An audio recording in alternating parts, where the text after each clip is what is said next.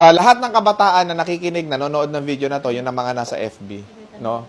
Huwag tayong maano sa bandwagon effect. Kung nasaan ang sila, tandaan nyo, hindi lahat ng pinopost sa social media ng mga tao is totoo. Tandaan nyo yan.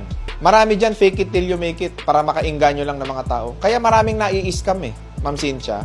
Masyado kasi tayong naniniwala doon sa mga pinopost nila sa social media, magagandang kotse, magagandang bahay, malaking kinikita, may ganito, dahil sa ganitong klase ng negosyo. Hindi totoo yan.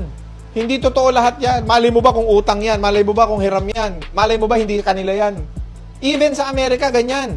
Fake it till you make it ng mga tao, iniinggit tayo, nilulure tayo, inaakit tayo sa social media. For what?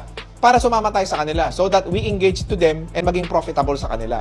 Ano ang point ko? Ang totoong negosyante, yung madumi ang kamay, yung nahihirapan, yung pawisan, yung pagod, yung puyat. Yun. Hindi mo makikita magpo-post sa social media ng mga kung ano-anong bagay yan.